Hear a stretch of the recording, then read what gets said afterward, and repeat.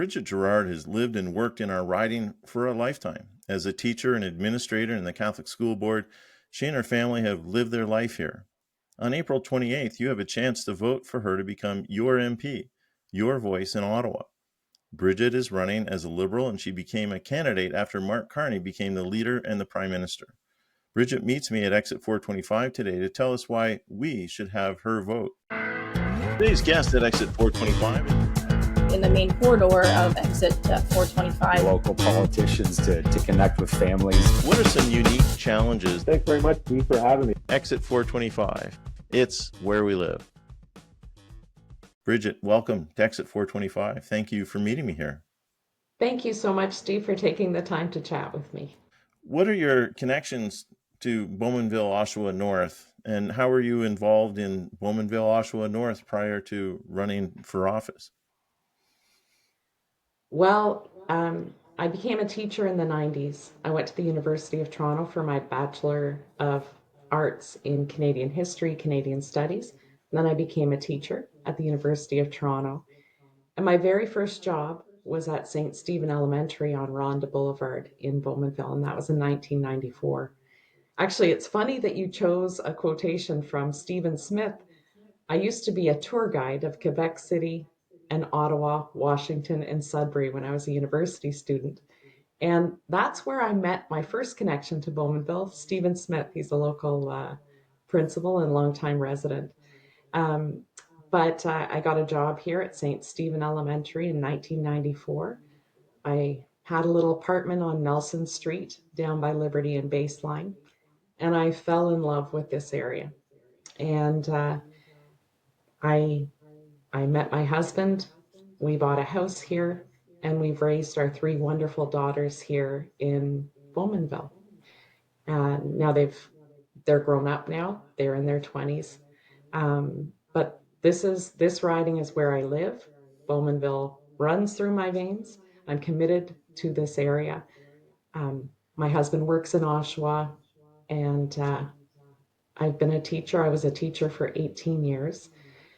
I taught special education, French, history, civics, politics. And you know, when you're a teacher, you're not teaching subject matter, you're teaching students. You're helping students, you're working with them, their families. You're trying to, and I particularly loved being a history and civics and politics teacher. I've always had a passion for Canada. So to be able to try to impart that passion and excitement with thousands of students from this area has been really, truly one of the greatest honors of my life. In 2013, I decided I wanted to be a school administrator. I had been also a special education teacher, and you work with families to try to help students, accompany them, make them shine, help them find their voice and their place in the education system. And we work very closely with administrators. So I decided, I thought, I would like to be a vice principal and then a principal. So I became vice principal at Good Shepherd in Curtis, and then later St. Stephen's in Bowmanville.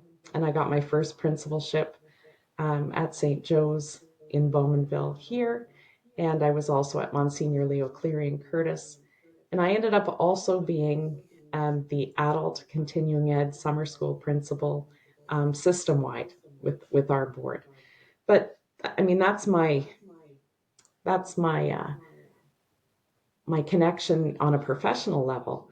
But Bowmanville, Oshawa, Curtis, this is where I shop. This is where my friends are. This is where my kids have played on the soccer fields, have danced on the stages. This is my community, and it's such an exciting, beautiful, vibrant community. So yeah, those are my connections.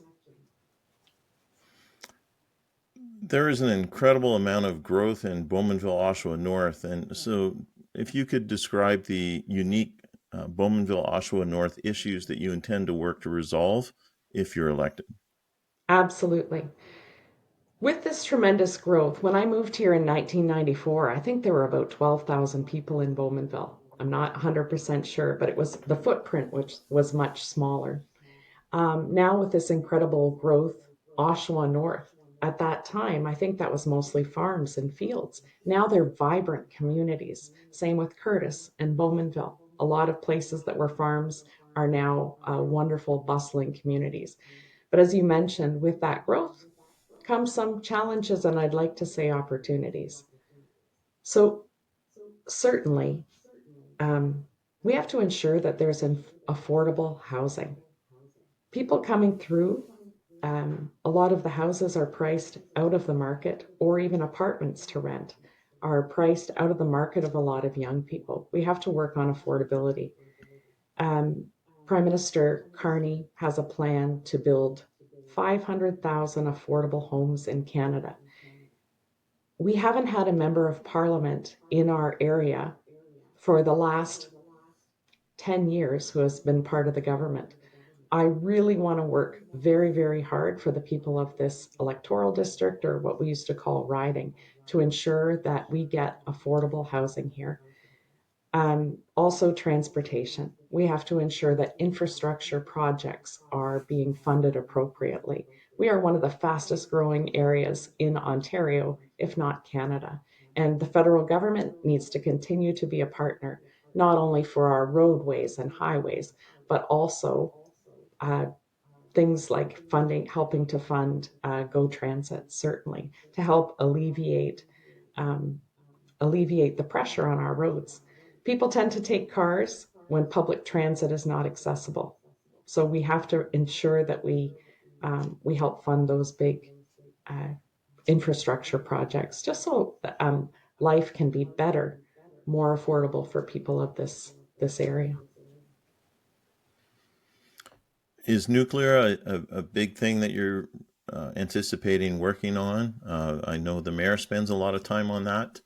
Is there room for the MP for this area to spend a lot of time on that? Absolutely. The Liberal government has put a lot of money, just shy of $1 billion, into small modular reactors.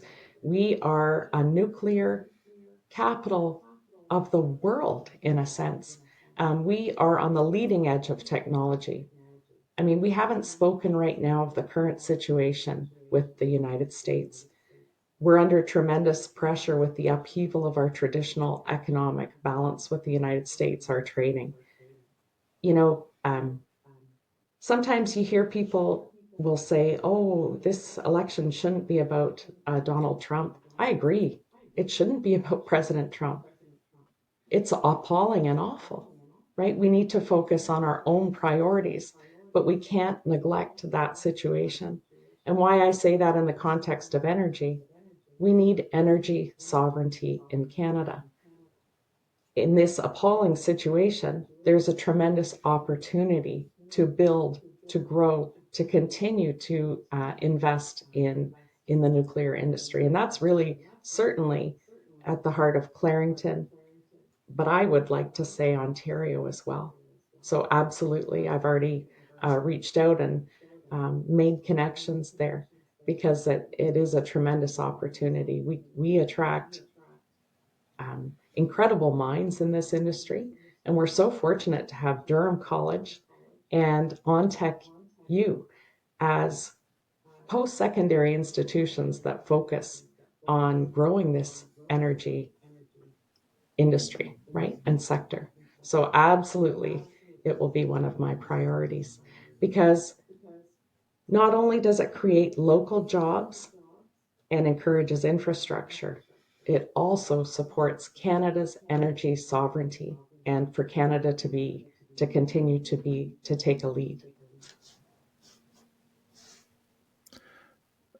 Will you be prepared to offer regular open house opportunities in the riding to allow people to speak with you without the formalness of the current, um, I'll say formalness, and I'll also add off-putting nature of the current locked frosted doors at the MP's office?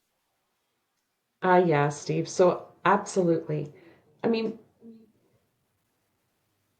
I I was a teacher and a principal together for 30 years. So my job was to work with people with all different needs and viewpoints and try to bring them together toward common goals. I can absolutely take that experience and bring it to being your MP. I'm knocking on so many doors. You know, I feel the weight of running for Parliament. I feel the weight of it. There are over 40 million people in Canada, and there are 343 members of Parliament who will be sworn in shortly. I'm asking to be one of those people. I will be a servant leader as a member of Parliament. I didn't move to this riding so I could be your member of Parliament, Steve. I moved here to work as a young woman. I came here before I was married with my little apartment on Nelson Street. I've worked hard for thousands of people in this electoral district. That doesn't run off the tongue like riding does, but maybe I'll say riding going forward. The Go ahead official and say term's riding. I electoral tend to say district. that as a default too. No, and so like that's not why I'm in this. I'm not in this for a personal vanity project or to settle scores from previous employers. I'm here to serve the people, my neighbors of Bowmanville, Oshawa North, whether you've voted for me or whether you've written unkind things on my Facebook. I'm here to serve you. And I don't know the circumstance of the frosted doors. I didn't really know about that. I know we have to have a balance of security and openness because sometimes there are people who may not wish elected officials well, right? So I understand there must be some kind of balance there. But as I'm knocking on doors, even when people sometimes they'll say, thank goodness, I'm so glad you're running for the Liberals. Thank you so much. I'm afraid. I've had people in tears. I'm not joking, people crying Mm. uh, about what's happening to our country right now.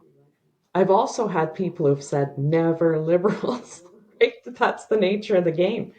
And I say, well, thank you for sharing, because if I'm your MP in a couple of weeks, I need to know your perspectives. And you know, I want people to tell me what's on their heart. I don't want them to pretend. So even those people who say no after the last 9 years, I'm not interested. When I talk to them a bit, I say, if I'm your MP, can you please give me a call? I want to hear your concerns, what's going on, how the government's impacting you, either not well or well. So in terms of answering your question, I'm only in it for serving the people. Uh, I, I've been a mom, 3 kids, as I said.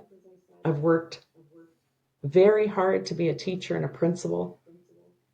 I'm about being here for my neighbors, for my family, for um, for the people of Bowmanville, Oshawa North. So maybe I didn't answer that properly, but I Well, absolutely want to be meeting and out there with people, stakeholders, individuals. Absolutely. well, having shared that experience as a school administrator, I know that you've had heated people showing up at your door and wanting to have a Mm-hmm. conversation, but in their heated moment, and so that's bound to happen as well. With an MP, because there are some very big things that MPs handle on a daily basis. But I think we could be a little bit more open about it. Absolutely. And can Um, I tell you an interesting story, Steve? sure. So at Maple Fest last year, um, I did meet Mr. Giovanni. I've only met him once. Um, and uh, he was very nice. And I said to him, Mr. Giovanni, I was a civics politics teacher. I'm now a school administrator. Um, I said, I imagine you're going to do very well in the next election, because this was at the time when the polls were looking very different for this election. And I said, but can I ask you something as a parent, as an administrator? Some of the rhetoric is really harming our young people to see that really difficult rhetoric. Um, yeah. Anyways, he was very gracious about it, but I look forward to meeting Mr. Giovanni in maybe an all candidates type debate. That would be exciting. Mm-hmm. So on that note, and I, you mentioned Mr. Giovanni, and he was called to task by then Prime Minister Trudeau prior to the by-election. And Mr. Trudeau challenged him basically, and challenged the notion of people in then Durham voting for him.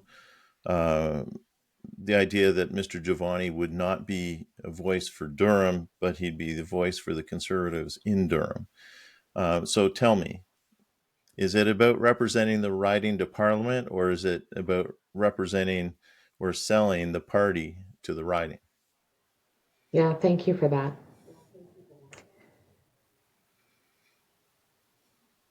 I was a civics and a politics teacher, as I shared with you. The House of Commons. What does that mean? That means bringing the voice of the people to Parliament. So I would be the member of Parliament to bring the voice of the people to Ottawa. We do run under a party system, and not everybody who would be voting for me would be voting for me, Bridget Girard, right? They're voting for Mark Carney. They're voting for the Liberal Party. So if I do have the honor and privilege of being elected as the member of Parliament for Bowmanville Oshawa North, I'm certainly running under the Liberal Party and under Mark Carney. So I have a responsibility to balance both of those things. But my job in the House of Commons is to represent you guys, my neighbors. So yeah, both of those things. Now, without speaking of the deficiencies of other parties' positions or past approaches, what are the characteristics of your party's approach to the following things that make you and Mark Carney and the Liberals the best choice for Canada in 2025? So let's start with, something that's near and dear to our hearts at this time of year: taxation. Mm-hmm. One of the greatest challenges for people in our riding is affordability, and part of affordability is taxation. Mark Carney and the Liberals have already promised to give a tax cut to the middle class, which would average about $825 per family of four. So there's a bit of relief on taxation. Taxation certainly there's two parts to that. We need to ensure that our healthcare, our public services are funded. So if too large of a tax cut, especially in such an uncertain economic time where we do not yet know the result of President Trump's unjust tariffs, right? So to make too large of a tax cut at this time would be reckless and would harm people.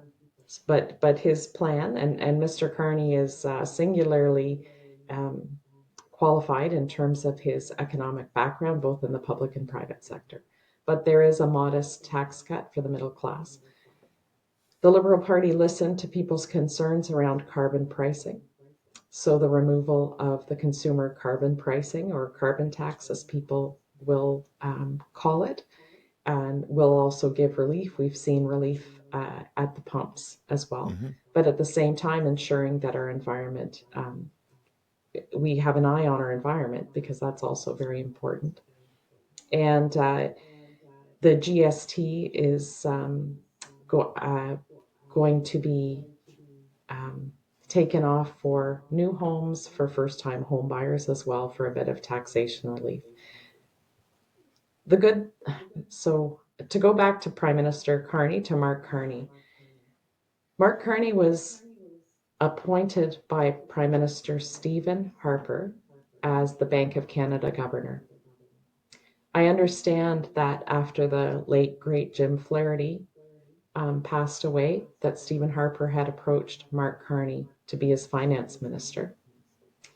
And he also was Bank of Canada governor a little bit later, and also Bank of England governor. And I know he and Jim Flaherty helped out Ireland in their time of economic crisis.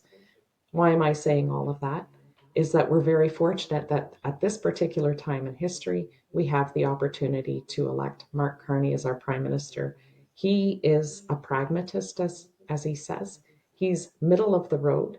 He's not I find, and this is in conversations with many people who have come into my office or at the door, who have said to me, I've been a lifelong conservative and progressive conservative. I worked on Aaron O'Toole's campaign.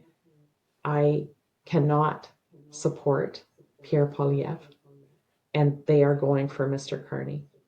Why am I'm bringing this up because really it has to do with the fiscal policies and promises of Mr. Carney. So I think that we have to be cautious because we're in time of economic crisis before promising too much, because that would be irresponsible. Slogans sound good, but what would be the impact on our families, our seniors, our veterans? So. Environment, another important issue, and as you've already alluded to, it's related to our taxation, and the carbon tax was touted as the part of the solution for the climate crisis, but that's been reduced at this point. So tell me about the environment and you and Mr. Carney and the Liberal Party. Mm-hmm.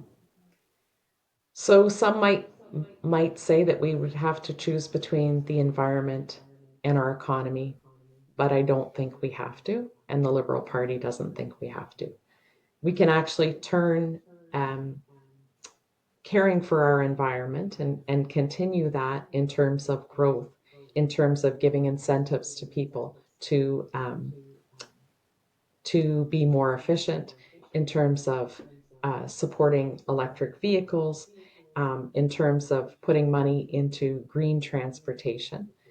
Prime Minister Carney has also promised to create 10 new national parks and 15 new urban national parks. And I know you had a question about the waterfront. Did I just go? Sorry, I don't want to skip too much ahead. I know No. when In we fact, had been chatting. that was tagged to an earlier question. I'll edit that little Yeah, bit out. No worries. yeah. That's interesting. But I can't. I mean, that's what I want to do. I want to work to listen to the proposals of people in our area, but Mr. Carney's looking at those areas for sure. We have to make sure that big industry is not polluting or causing harm to our environment. We only have one environment. We can't go back. Some things are too destructive. We have to make sure. And in terms of working with Indigenous partners and leaders across the country, uh, Indigenous people have been here since time immemorial, and we can learn a lot in terms of stewardship of this land. We can't go ahead without regulation, without consultation, polluting, harming our air, our water, our land. That is reckless. We must be in consultation environment and with Indigenous nations and peoples. That doesn't mean 15 years holding up projects. We certainly are in a time of economic crisis. We have to have a balance.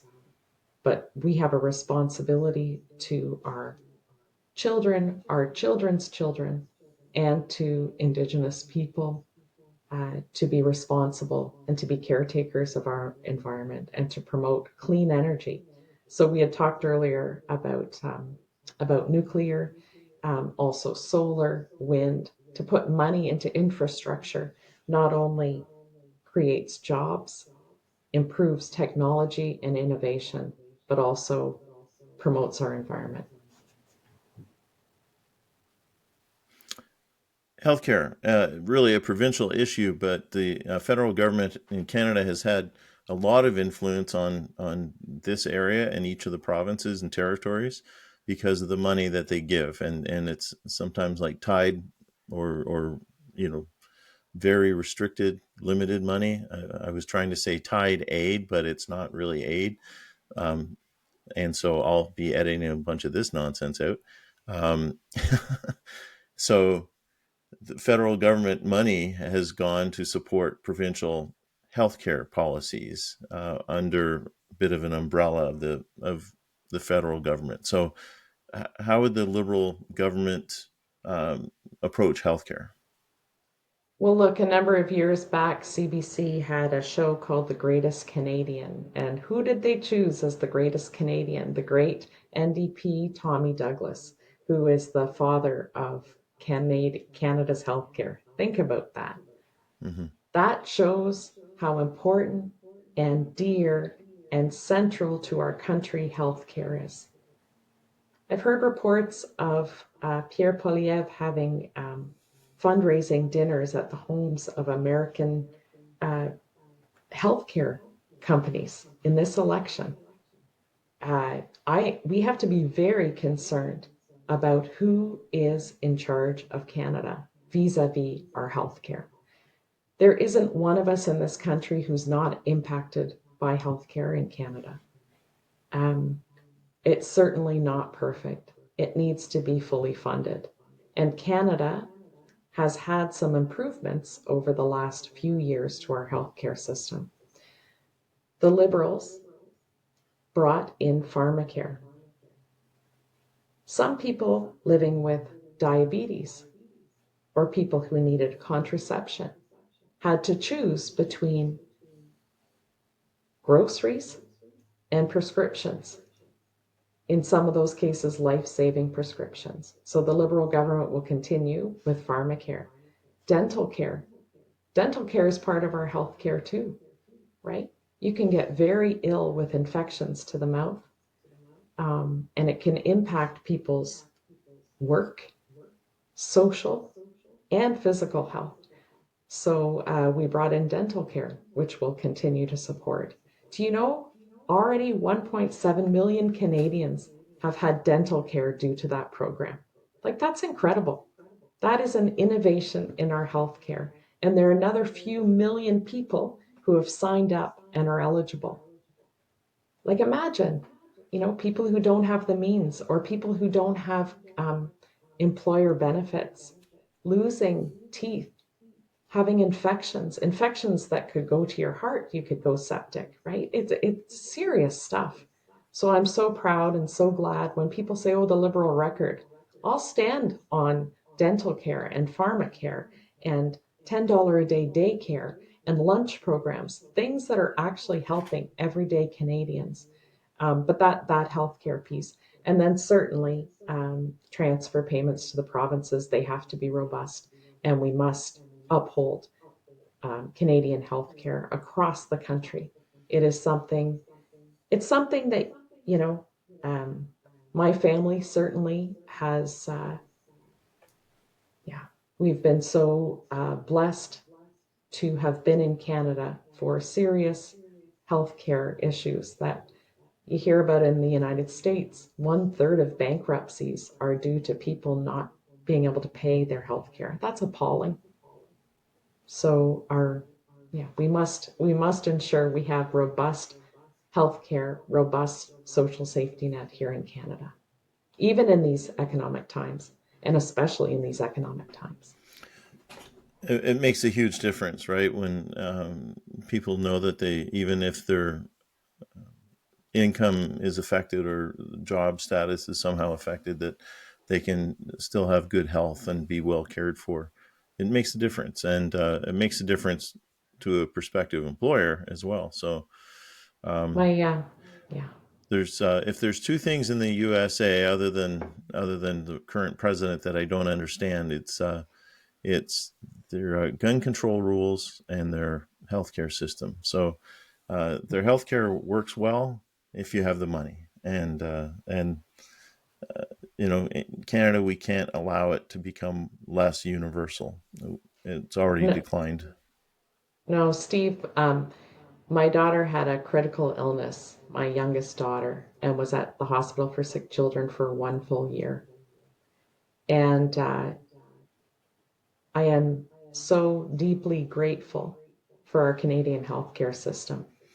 And I was thinking, if we were in the United States, my beautiful daughter would probably not ever be able to get insurance again for the rest of her life. Mm-hmm. We were able to focus on our child for that year. It was in 2020. not bills, not how are we going to pay to save our child's life. And that's why we must be aware, we must be vigilant, we must be on alert.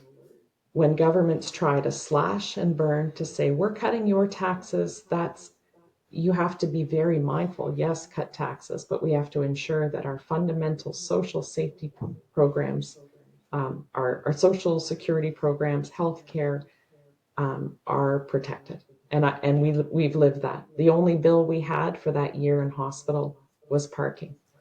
Mm-hmm. Right? We're very fortunate.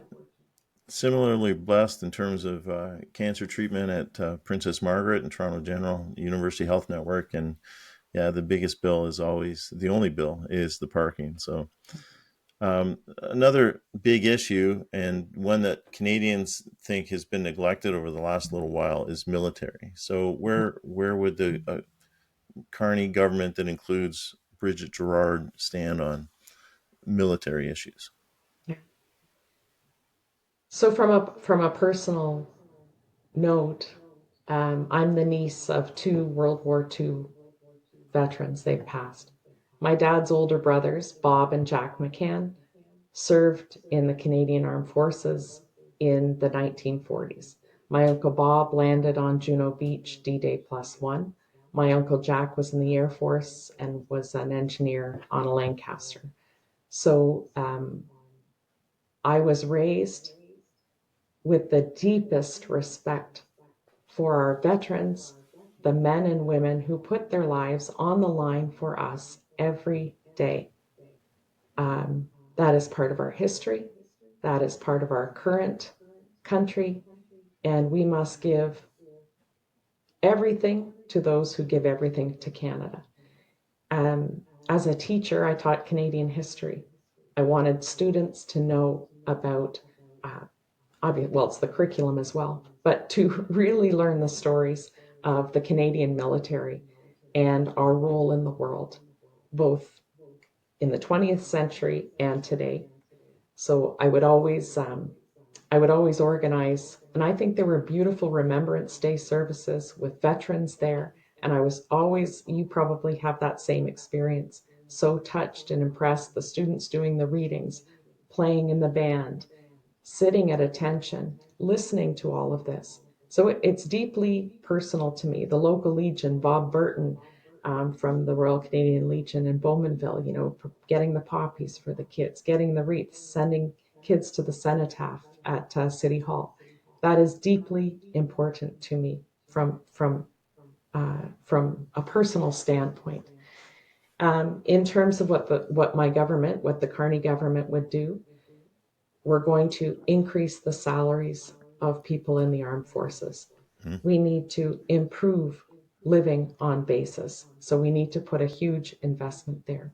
We need to put investments in equipment to make sure that our people in our armed forces have up-to-date, appropriate equipment. We're putting money into submarines, drones, icebreakers.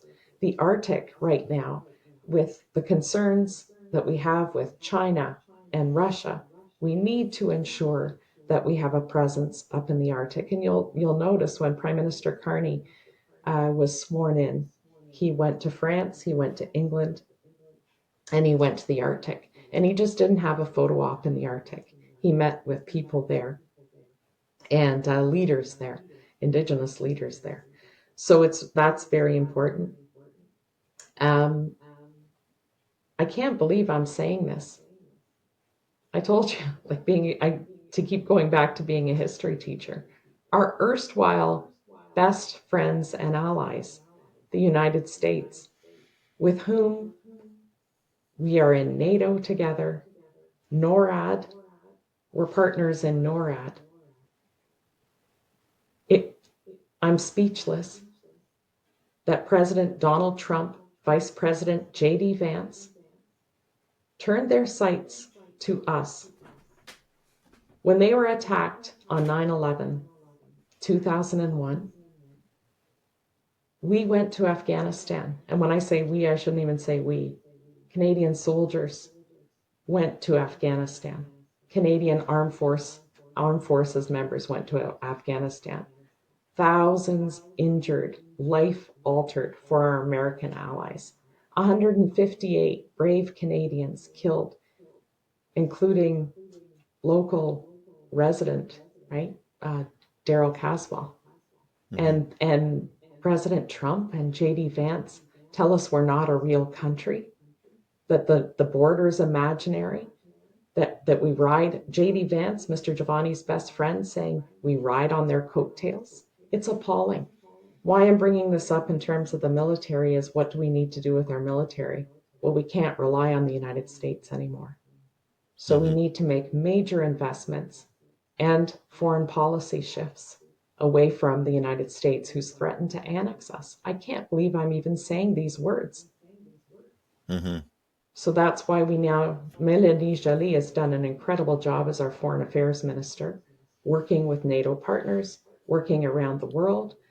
We're trying to, like we've worked with Australia, different partners to ensure our sovereignty in terms of our military. We need to invest, we need to protect, we need to build.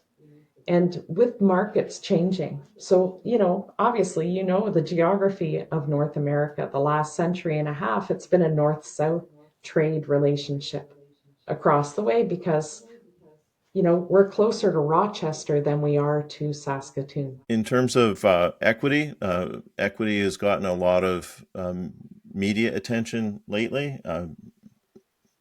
Some of it because of the President of the United States, but equity is a big issue, and you come from the school system as I have, and equity remains a big issue there. So what is the Carney government's approach to equity? Okay. Equity, diversity, inclusivity, they're fundamental to Canada. Canada is not an ethnic nationalist state. We're a state of ideals, Canadian Charter of Rights and Freedoms, so that everybody can find their home here in Canada. We have a common purpose of raising our families, living our lives, being happy and free here. In terms of equity, we know through our history, not everybody has been treated equally in Canada. It's very important that people have charter rights of equity, of freedom, of being able to express themselves.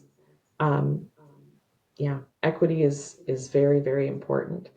We have to listen to diverse voices. People need to be unequivocally protected to be able to share their concerns in a respectful and peaceful way.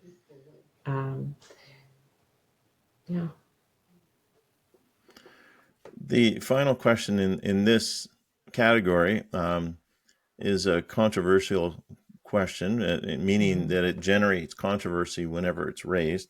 I did see a piece while we were away suggesting that the Conservative government would have a certain approach to this. Abortion, will there be another vote around it? Will there be a new law? Like the Supreme Court kind of charged the legislative branch of our government to do something about many years ago. And it hasn't happened yet with any government. So is that something that the federal Liberals would actually make a law around in the next government? Abortion is a medical issue between a woman and her doctor.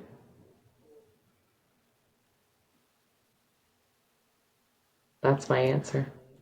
Thank you so much for this part one of our conversation around you as the candidate for Bowmanville Oshawa North in the April 28th election. Very quickly, how could people reach out to you and maybe find out more about your platform and get in touch with you? Thank you so much. So on the Elections Canada website for our electoral district, there is a link to my microsite, which is Bridget Girard .liberal.ca. I'm also on social media.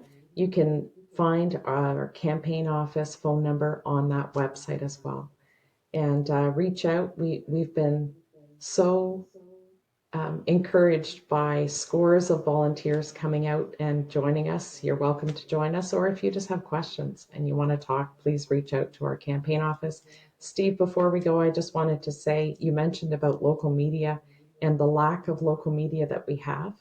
I really, really appreciate the work you do, bringing our local issues to such an accessible platform here, and trying to keep us to account, because we are accountable to the people, and a fair and free press is fundamental in our democracy. So I wanted to thank you so much for the work that you do.